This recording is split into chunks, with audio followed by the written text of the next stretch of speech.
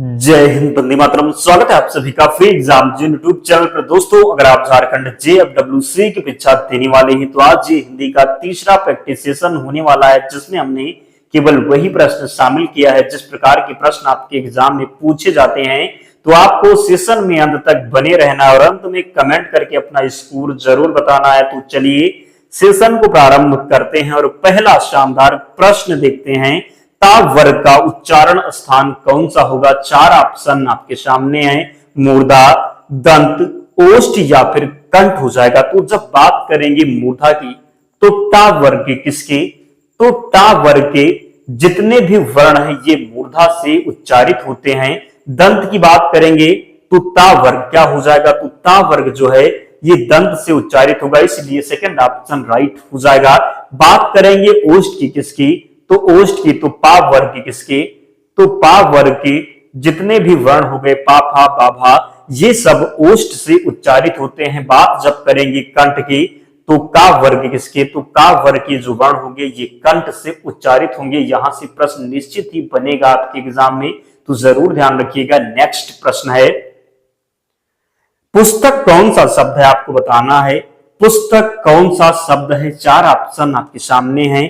तद्भव, तत्सम, देशज या फिर विदेशज। तो जब बात करेंगे तद्भव की तो तद्भव जो संस्कृत के शब्द हिंदी में प्रयोग होते हैं वह तद्भव शब्द कहलाते हैं।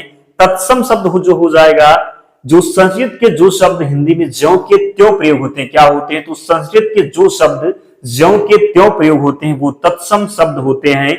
देशज जो शब्द होते हैं इनकी उत्पत्ति का पता ही नहीं होता, ये देशज शब्द कहलाते हैं। तो यहां पर पुस्तक दिया हुआ है, क्या है? तो पुस्तक है। तो पुस्तक जो हो जाएगा ये तत्सम का शब्द हो जाएगा। किसका? तो पुस्तक जो है ये तत्सम हो जाएगा, इसलिए यहां पर जिसने भी सेकंड ऑप्शन का चयन किया है सही उत्तर हो जाएगा। अगला प्रश्न है, चा वर्ग का उच्चारण स्थान आपको बताना है। तालु होगा, ओष्ठ होगा, कंठ होगा या फिर इनमें से कोई नहीं। तो चा वर्ग का उच्चारण स्थान आपको बताना है। पहले ही प्रश्न में हमने आपको बताया ओष्ठ से जो उच्चारित होते वे पा वर्ग के होते। किसके? तो पा वर्ग के। कंठ से जो उच्चारित होते ये का वर्ग के। यहां पर बचा केवल तालु, तो तालु जो होगा ये चा वर्ग किसका? तो चा वर्ग का जो उच्चारण स्थान होगा ये तालु से होगा। तो ये ऑप्शन का चयन जिसने भी किया है सही उत्तर हो जाएगा। अगला प्रश्न है, वर्णों के समूह को क्या कहते हैं? समूह शब्द, संयुक्त शब्द, वर्णमाला या फिर इनमें से कोई नहीं। तो आसान प्रश्न है, आप लोग बचपन से ही पढ़ते आए हैं। वर्णों के समूह को वर्णमाला कहते हैं। क्या कहते हैं? तो वर्णों के समूह को वर्णमाला कहते हैं। और जिन प्यारे दोस्तों ने अब तक वीडियो को लाइक नहीं किया है आप सभी से विनम्र निवेदन है वीडियो को जरूर लाइक कर दें और चैनल को सब्सक्राइब करके डेली हमारे साथ आप लोग जुड़िए। वादा करता हूं हिंदी में एक भी प्रश्न आपके एग्जाम में गलत नहीं होने दूंगा। तो आपको पूरा कंसंट्रेशन बना के रखना है और अंत में कमेंट करके अपना स्कोर भी बताना है। छात्रा और ज्ञा ये तीनों कौन सा व्यंजन है? संयुक्त व्यंजन, ऊष्म व्यंजन, त्वर्गीय व्यंजन या फिर इनमें से कोई नहीं। तो बताना है छात्रा और ज्ञा ये तीनों कौन सा व्यंजन है? तो संयुक्त व्यंजन हो जाएंगे। क्या? तो छात्रा और ज्ञा ये संयुक्त व्यंजन हो जाएगा। ध्यान रखिएगा। बात कर लें यहाँ पर जो ऊष्म व्यंजन दिया हुआ है तो तीनों सा और हा होगा, ये ऊष्म व्यंजन है। ध्यान रखना है, प्रश्न पूछा ही जाता है। अगला है, हिंदी वर्णमाला में कितने स्वर हैं? आपको बताना है हिंदी वर्णमाला में कितने स्वर हैं? 11, 15, 17 या फिर 12। आसान प्रश्न हो जाएगा आपके लिए। हिंदी वर्णमाला में कुल कितने हैं? तो 11 स्वर हो जाएंगे। कितने? तो हिंदी वर्णमाला में 11 स्वर हैं। ध्यान रखिएगा, ध्यान रखना है अंक और आह इसमें नहीं आता, इसलिए यहां पर कितने हो जाएंगे? तो 11 स्वर हो जाएंगे। नेक्स्ट है, आग कौन सा शब्द है? आपको बताना है आग कौन सा शब्द है? तत्सम शब्द है, तद्भव है, देशज है या फिर विदेशज है। तो आग जो हो जाएगा ये तद्भव शब्द है। क्या है? तो आग जो है ये तद्भव शब्द है। फर्स्ट ऑप्शन का चयन जिसने भी किया है राइट आंसर हो जाएगा। आग कौन सा शब्द है? तो तद्भव शब्द है। बात करें आग का तत्सम क्या हो जाएगा? तो अग्नि हो जाएगा। क्या? तो अग्नि हो जाएगा। देशज हमने आपको बताया ही, जिन शब्दों की उत्पत्ति का ही ना पता हो, जैसे खिड़की हो गया, तेंदुआ हो गया, फुनगी हो गया, ये सब जो शब्द हैं ये देशज शब्द हैं। अगला है, पृथ्वी कौन सा शब्द है? तत्सम, तद्भव, देशज या फिर इनमें से कोई है। तो हमने आपको बताया है संस्कृत के जो शब्द ज्यों के त्यों प्रयोग होते हैं वे तत्सम शब्द कहलाते हैं। तो यहाँ पर पृथ्वी दिया हुआ है, पृथ्वी जो है ये संस्कृत का शब्द है, इसलिए ये तत्सम हो जाएगा। क्या हो जाएगा? तो तत्सम हो जाएगा। ध्यान रखेंगे, गलती नहीं करेंगे। नेक्स्ट है, टेबल कौन सा शब्द है? देशज, तद्भव, विदेशज या फिर इनमें से कोई नहीं। तो टेबल, टेबल जो हो जाएगा ये विदेशज है। क्या है? तो विदेशज हो जाएगा। टेबल जो है ये विदेशज शब्द है। अगला है, नाक कौन सा शब्द है? यौगिक, रूढ़, योग रूढ़। आज के बाद आपका जो प्रश्न होगा यौगिक रूढ़ और योग रूढ़ से कभी गलत नहीं होगा। ध्यान रखना, बस आपको पूरा कंसंट्रेशन बना के रखना है, आराम से सुनना है। नाक कौन सा शब्द है? यौगिक, रूढ़, योग रूढ़। तो यहां पर बात करेंगे योग रूढ़ शब्द वह शब्द होते जो किसी तीसरे पद की तरफ इशारा करते। क्या करते? जो किसी तीसरे पद की तरफ इशारा करते हैं, योग रूढ़ शब्द कहलाते हैं। जैसे जितने भी बहुवीर समास के उदाहरण, आपने बहुवीर समास जरूर पढ़ा होगा, जो तीसरे पद की तरफ इशारा करते हैं, किसी भगवान जी का नाम होता है वहां पर योग रूढ़ होता है। क्या होगा? तो वो योग रूढ़ शब्द हो जाएगा। जैसे लंबोदर हो गया। लंबोदर किसे बोलते हैं आपको कमेंट करके बताना है। रूढ़ शब्द की बात करें तो रूढ़ शब्द को आप तोड़ नहीं सकते, रूढ़ शब्द को आप तोड़ नहीं सकते, आप संधि विच्छेद रूढ़ शब्द का नहीं कर सकते हैं, तो रूढ़ हो जाएगा रूढ़ शब्द। जैसे नाक हो गया, नाक को आप नहीं तोड़ सकते, तो नाक यहां पर दिया हुआ है, तो नाक क्या हो जाएगा? रूढ़ शब्द है। क्या? तो नाक जो है ये रूढ़ शब्द है। ध्यान रखिएगा। यौगिक की बात करेंगे तो यौगिक दो शब्दों से मिलकर बनते हैं। जैसे पाठशाला हो गया। क्या? तो पाठशाला हो गया। तो इस प्रकार आपको ध्यान रखना है। हम आशा करते हैं कि आगे जब प्रश्न मिलेगा तो आप निश्चित ही गलती नहीं करेंगे। नेक्स्ट है, फूल कौन सा संज्ञा है? आपको बताना है फूल कौन सा संज्ञा है? समूहवाचक, जातिवाचक, व्यक्तिवाचक या फिर भाववाचक। तो हमने आपको बताया है संज्ञा के कितने भेद होते, कितने प्रकार होती संज्ञा के। तो 5 प्रकार होते। कितने? 5 प्रकार होते। यहाँ पर समूहवाचक दिया हुआ है, जातिवाचक है, व्यक्तिवाचक है, भाववाचक। एक संज्ञा जो नहीं है वो क्या हो जाएगा? द्रव्यवाचक। तो यहां पर समूह की बात करें तो जो पूरे समूह का बोध करवाए, जातिवाचक जो पूरे जाति का बोध करवाए, व्यक्तिवाचक जो दुनिया में अकेला हो, जिसके जैसा कोई ना हो, भाववाचक जिसका केवल आप अनुभव कर सकते हैं, जिसे आप छू नहीं सकते, वो भाववाचक हो जाएगा। तो फूल, फूल के जैसे तो और फूल है, कई सारे फूल है ना, तो जब कई सारे फूल हैं तो जातिवाचक हो जाएगा। सिंपल है। क्या? तो फूल के जैसे और फूल हैं, तो जब किसी के जैसे कोई और हो तो वो जातिवाचक संज्ञा कहलाती है। तो यहाँ पर जो राइट आंसर हो जाएगा सेकंड ऑप्शन, जातिवाचक संज्ञा हो जाएगा। अगला है, ईमानदारी कौन सा संज्ञा है? व्यक्तिवाचक, भाववाचक, समूहवाचक या फिर इनमें से कोई नहीं। तो ईमानदारी, मैंने आपको बताया कि भाववाचक संज्ञाएं वह संज्ञाएं होती हैं जिनका केवल आप अनुभव कर सकते हैं। क्या कर सकते हैं? केवल अनुभव कर सकते हैं, आप उसे छू नहीं सकते। तो ईमानदार क्या हो जाएगा? ईमानदारी, ईमानदारी को केवल आप अनुभव कर सकते हैं, आप उसे छू नहीं सकते। तो जब छू नहीं सकते तो भाववाचक संज्ञा हो जाएगा। क्या हो जाएगा? तो भाववाचक संज्ञा हो जाएगा। व्यक्तिवाचक संज्ञा हमने बताया दुनिया में अकेला होगा, उसके जैसा कोई और नहीं होगा। ध्यान रखना है, वो व्यक्तिवाचक संज्ञा होगा। ये मेरी परिभाषा है, आप लोग रट लीजिए, गलती नहीं करेंगे। व्यक्तिवाचक संज्ञा क्या होगा? जिसके जैसा कोई और ना हो, जैसे कोई नाम हो गया, कोई शहर हो गया। बात करें समूहवाचक तो जो पूरे समूह का बोध करवाए। अगला है, लंबोदर कौन सा शब्द है? लंबोदर कौन सा शब्द है? अगर पिछला प्रश्न आपने पूरे ध्यान से देखा होगा, जब हमने योग, रूढ़, यौगिक और रूढ़ शब्द को समझाया, तो ये प्रश्न आप तुरंत क्लिक करेंगे। राइट आंसर, लंबोदर कौन सा शब्द है? रूढ़, यौगिक या फिर योग रूढ़ या फिर ये सभी। तो लंबोदर, लंबा है उधर जिसका, क्या हो जाएगा? लंबा है उधर जिसका, अर्थात गणेश भगवान। तो यहां पर किसी तीसरे पद की तरफ इशारा कर रहा है और लंबोदर में बहुवीर समास है, तो सिंपल है, ये योग रूढ़ शब्द हो जाएगा। क्या हो जाएगा? तो योग रूढ़ शब्द हो जाएगा। रूढ़ को हमने बताया इसे आप तोड़ नहीं सकते, इसे आप तोड़ नहीं सकते। यौगिक दो शब्दों से मिलकर बनेगा, इसे आप तोड़ सकते हैं, इसलिए आपको ध्यान रखना है। अगला है, सोना कौन सा संज्ञा है? सोना को आप सोने से मत ले लेना, ये द्रव्यवाचक संज्ञा है। सोने की बात हो रही है इसकी, तो सोना की बात हो रही है। यहां पर दिया हुआ है भाववाचक, समूहवाचक, द्रव्यवाचक या फिर इनमें से कोई नहीं। तो सोना कौन सा संज्ञा है? आसान प्रश्न, द्रव्यवाचक हो जाएगा। क्या? तो द्रव्यवाचक हो जाएगा। और जिन्होंने अब तक वीडियो को लाइक नहीं किया है, आप लोग लाइक कर दें। अब तक हम 2 हिंदी का प्रैक्टिस सेट करा चुके हैं। अगर उन वीडियो को अब तक आपने नहीं देखा है तो जाकर के जरूर देखिए, बहुत फायदा आपका होगा, प्रश्न बाहर नहीं जाएगा। मैं कौन सा पुरुष है, पुरुषवाचक सर्वनाम यहाँ पर दिया हुआ है, उत्तम पुरुष, मध्यम पुरुष, अन्य पुरुष या फिर इनमें से कोई नहीं। सर्वप्रथम बात करें कि सर्वनाम कितने प्रकार के होते हैं, सर्वनाम के कितने भेद होते हैं, तो 6 भेद होते हैं। कितने? तो 6 भेद होते हैं। 6 भेद में एक भेद जो है ये पुरुषवाचक है, तो पुरुषवाचक के भी 3 भेद होते। कितने? तो पुरुषवाचक के फिर 3 भेद होते, उत्तम पुरुषवाचक, मध्यम पुरुषवाचक या फिर अन्य पुरुषवाचक। तो बताना है मैं, तो जब मैं हो गया, हम हो गया, ये सब जो है उत्तम है, क्या है? तो उत्तम पुरुषवाचक है। क्या है? तो उत्तम हो जाएगा, इसलिए यहां पर राइट आंसर फर्स्ट ऑप्शन हो जाएगा। क्या? तो फर्स्ट ऑप्शन सही उत्तर हो जाएगा। मैं कौन सा पुरुष है? उत्तम पुरुष है। अगला है, आप कौन सा सर्वनाम है, निश्चयवाचक, अनिश्चयवाचक, निजवाचक या फिर इनमें से कोई नहीं। तो आप, क्या आपको पूछ रहा है, आप, जैसे कोई सामने खड़ा है, आप कहते हैं आप, यह निश्चित व्यक्ति है ना, आप उसी के हुए तो बोल रहे हैं। तो जब निश्चित है तो क्या हो जाएगा? निश्चयवाचक सर्वनाम हो जाएगा। आप हो गया, यह हो गया, ये सब क्या है? निश्चयवाचक सर्वनाम है, ध्यान रखिएगा। क्या हो जाएगा? तो निश्चयवाचक हो जाएगा। अगला है, पुष्प कौन सा शब्द है, तत्सम, तद्भव, देशज या फिर विदेशज। तो हम शुरुआत में ही आपको बताया कि संस्कृत के जो शब्द जो कितने प्रयोग होते हैं तत्सम शब्द कहलाते हैं। पुष्प दिया हुआ है, पुष्प का तद्भव फूल हो जाएगा, तो ये तत्सम शब्द है। क्या है?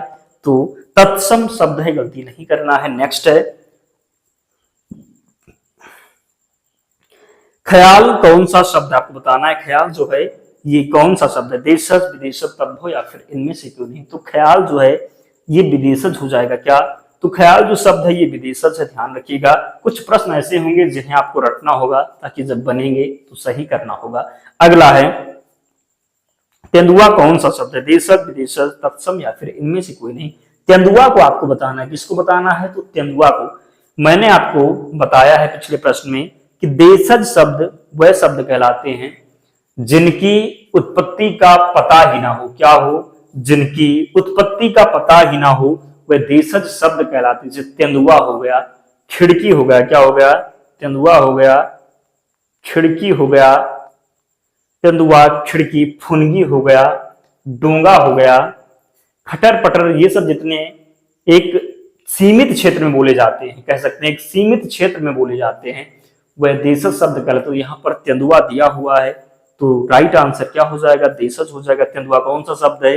तो देशज शब्द है। और शब्द अगर आपको ध्यान रखना है तो खिड़की, तेंदुआ, फुनगी, फुनगी हो गया, डोंगा हो गया, इस प्रकार के जो शब्द हैं ये देशज शब्द हैं। अगला है, गोल विशेषण है सार्वनामिक विशेषण, परिमाणवाचक विशेषण, गुणवाचक विशेषण या फिर इनमें से कोई नहीं। तो गोल विशेषण है, बताना है कि गोल, तो गोल जो है ये गुणवाचक हो जाएगा। क्या? तो गोल जो है ये गुणवाचक विशेषण हो जाएगा। पूछा जाए विशेषण के कितने भेद होते हैं, तो 4 भेद होते हैं। कितने? तो 4 होते हैं, ध्यान रखिएगा, सीधा भी प्रश्न बन सकता है। अगला है, कोई विशेषण है परिमाणवाचक विशेषण, सार्वनामिक विशेषण, गुणवाचक विशेषण या फिर इनमें से कोई नहीं। तो कोई सार्वनामिक विशेषण हो जाएगा। क्या? तो सार्वनामिक विशेषण हो जाएगा कोई। अगला है, तुम जा रहे हो, ये कौन सा काल है, वर्तमान काल, भूतकाल, भविष्यकाल या फिर इनमें से कोई नहीं। तो काल को, काल के आपके पता ही है आपको कि कितने भेद होते, तो 3 भेद होते। यहाँ पर तुम जा रहे हो यानी कि प्रेजेंट, कहते हैं कि अभी जो काम हो रहा है, तुम जा रहे हो, तो वर्तमान काल है। क्या हो जाएगा? तो तुम जा रहे हो, वर्तमान काल हो जाएगा। भूतकाल क्या होता है? तो जो बीत गया। भविष्यकाल जो आने वाला है, तो तुम जा रहे हो, ये क्या हो जाएगा? वर्तमान काल हो जाएगा। अभी काम जारी है, तो जब जारी है तो वर्तमान काल हो जाएगा। अगला है, नाक कौन सा लिंग है, पुल्लिंग है, स्त्रीलिंग है, ए और बी दोनों या फिर इनमें से कोई नहीं। तो नाक, कहते हैं कि नाक कट गई, क्या कहते हैं कि नाक कट गई, तो स्त्रीलिंग का प्रयोग हुआ ना। नाक अच्छी है, क्या? तो नाक अच्छी है, तो क्या हो जाएगा? स्त्रीलिंग हो जाएगा। क्या? तो स्त्रीलिंग हो जाएगा। नाक कैसा है? तो नाक कैसी है बोलेंगे, कैसा नहीं बोलेंगे, उचित नहीं होगा, इसलिए बोलेंगे नाक अच्छी है, नाक कट गई कहते हैं। तो यहाँ पर स्त्रीलिंग हो जाएगा। क्या? स्त्रीलिंग हो जाएगा। आप विशेषण लगा करके देख सकते हैं, क्रिया लगा करके देख सकते हैं, आपको पता चल जाएगा। स्त्रीलिंग और पुल्लिंग पहचानना बहुत आसान है। अगला है, समास के कितने प्रकार होते हैं, समास के कितने प्रकार होते हैं। कल हमने आपको कहा था कल जो सेकंड नंबर का प्रैक्टिस सेट था हिंदी का, उसमें हमने आपसे कहा था कि हम समास के प्रश्न लेकर के आएंगे कल, और उनका संपूर्ण निचोड़ हम आपको दे देंगे ताकि आपका प्रश्न आगे कभी गलती नहीं होगा आपसे। तो समास के कितने प्रकार होते हैं? समास की जब बात करेंगे तो समास के 6 प्रकार होते। कितने? तो समास के 6 प्रकार होते। तो यहां पर राइट आंसर क्या हो जाएगा? 6 हो जाएगा। क्या? तो सी ऑप्शन का चयन जिसने भी किया है सही हो जाएगा। अगला है, बात करें नवयुवक। अब आप लोग ध्यान से सुनिए, नवयुवक कौन सा समास है? क्रमधारय समास, बहुवीर समास, द्वंद्व समास या फिर द्विगु समास? तो नवयुवक, युवक कैसा है? नवयुवक है तो क्रमधारय समास हो जाएगा। क्रमधारय समास की बात करेंगे, ध्यान से सुनिएगा, जिसमें विशेषण और विशेष्य का संबंध हो, एक पद दूसरे पद की विशेषता बता रहा हो, वहां पर क्रमधारय समास होगा। गलती नहीं करेंगे, आगे जब प्रश्न पूछा जाएगा तो नवयुवक, युवक कैसा है? नव है। नवयुवक तो क्या हो जाएगा? एक पद दूसरी की विशेषता बता रहा है तो क्रमधारय समास हो जाएगा। बहुवीर समास की बात करें, वैसे आपको पता होगा बहुवीर समास में किसी तीसरे पद की तरफ इशारा होता है। क्या होता है? तो किसी तीसरे पद की तरफ इशारा होता है, जैसे किसी भगवान जी का नाम हो गया, लंबोदर हो गया, दशानन जैसे कि रावण को कहेंगे, तीसरे पद की तरफ इशारा है। तो इस प्रकार आपको ध्यान रखना है बहुवीर समास को। द्वंद्व समास जहां पर दोनों पद प्रधान होंगे, बीच में आपको योजक चिन्ह मिलेगा, जैसे रात दिन हो गया। क्या? रात दिन हो गया, दोनों एक दूसरे के विलोम होंगे, बीच में योजक चिन्ह होगा, दोनों पद प्रधान होंगे, वहां पर द्वंद्व समास होगा। दिग्गु समास आसान है, जहां पर पहला पद संख्यावाची हो। दिगु समास बचा तत्पुरुष समास, और एक समास बचा है, अगले प्रश्न में हम उसको कवर कर लेंगे। अगला है, प्रतिदिन कौन सा समास है? प्रतिदिन में कौन सा समास है? बहुवीर समास, द्वंद्व समास, अविभाव, दिगु। बहुवीर को हमने बताया ही, किसी तीसरे पद की तरफ इशारा, द्वंद्व दोनों पद प्रधान, अव्ययीभाव जहां पर आपको पहला पद उपसर्ग मिल जाए। प्रतिदिन, प्रतिदिन, प्रति जब उपसर्ग मिल गया तो अव्ययीभाव समास हो जाएगा। क्या हो जाएगा? तो अव्ययीभाव समास हो जाएगा। दिगु जहां पर पहला पद संख्यावाची हो। अगला है, देशभक्ति। हमने आपको अव्ययीभाव समास भी समझा दिया, अब बचा है केवल एक तत्पुरुष समास, बाकी 5 हो चुके हैं। तो देशभक्ति में कौन सा समास है? क्रमधारय समास, तत्पुरुष समास, द्वंद्व समास या फिर दिगु समास? तो देशभक्ति, देश के लिए भक्ति, देश के लिए भक्ति, क्या हो जाएगा? देश की भक्ति। तो देशभक्ति जहां पर कारक चिन्ह का लोप होता है, क्या होता है? जहां पर कारक चिन्ह का लोप होता है वहां पर तत्पुरुष समास होता है। क्या होता है? तो तत्पुरुष समास होता है। तो देश की भक्ति क्या हो जाएगा? तो यहां पर कारक चिन्ह का लोप है, इसलिए यहां पर तत्पुरुष समास हो जाएगा। क्रमधारय जहां पर विशेषण विशेष का संबंध, द्वंद्व दोनों पद प्रधान, दिगु जहां पर पहला पद संख्यावाची। अगला है, नीलकंठ में कौन सा समास है? हम आपको बता चुके हैं, उम्मीद करेंगे कि आप राइट आंसर कमेंट करेंगे। नीलकंठ में कौन सा समास है? क्रमधारय, बहुवीर, अविभाव या फिर तत्पुरुष? तो नीलकंठ, नीला है जिसका कंठ, किसको बोलते हैं? नीलकंठ। नीलकंठ किसको बोलेंगे? किसी तीसरे पद की तरफ इशारा हुआ, क्या हो जाएगा? बहुवीर समास हो जाएगा। अगला है, सेकंड लास्ट प्रश्न है दोस्तों। तो जिसने भी अब तक वीडियो को लाइक नहीं किया है, आप लोग वीडियो को जरूर लाइक कर दें और चैनल को जरूर सब्सक्राइब कर लें। डेली आप लोग जुड़ें, ध्यान रखिएगा, विश्वास करिए, बहुत फायदा आपका होगा। पाप पुण्य में कौन सा समास है? मैंने आपको बताया दोनों समास होगा, जहां पर दोनों पद प्रधान होंगे। पाप पुण्य दोनों के बीच में योजक चिन्ह, दोनों एक दूसरे के विलोम शब्द हैं, आसान हो गया आपके लिए, द्वंद्व समास हो जाएगा। अव्ययीभाव समास जहां पर आपको उपसर्ग लगा हुआ मिल जाए, दिगु संख्यावाची हो। अगला है और अंतिम प्रश्न है, दोपहर कौन सा समास है? दोपहर, तत्पुरुष समास, क्रमधारय समास, बहुवीर समास या फिर दिगु समास? तो दोपहर पूछा गया है। मैंने आपको बताया जहां पर पहला पद संख्यावाची हो, दोपहर दिया हुआ है संख्यावाची, आसान प्रश्न हो गया आपके लिए। क्या हो गया? दिगु समास हो जाएगा। क्या हो जाएगा? तो दिगु समास हो जाएगा। दोस्तों 30 प्रश्न आज के लिए हमने लिया था। कमेंट करें और स्कोर आपका जरूर बताएं कि कितना रहा, और एक प्यारा सा कमेंट करके बताएं कि वीडियो आपको कैसी लगी। और जिसने भी लाइक नहीं किया, लाइक करके ही जाना, चैनल को जरूर सब्सक्राइब कर लेना। पीडीएफ के लिए टेलीग्राम चैनल से जुड़ जाना, लिंक डिस्क्रिप्शन बॉक्स में है, या फिर आप टेलीग्राम पर जाएंगे और वहां पर सर्च करेंगे फ्री एग्जाम जोन, आपको चैनल मिल जाएगा, आप लोग ज्वाइन हो जाना, वहां पर आपको सारी पीडीएफ मिल जाएगी। तो मिलते हैं नेक्स्ट वीडियो में, तब तक पढ़ते रहिए, ध्यान रखिए अपना, स्वस्थ और सुरक्षित रहिए। जय हिंद।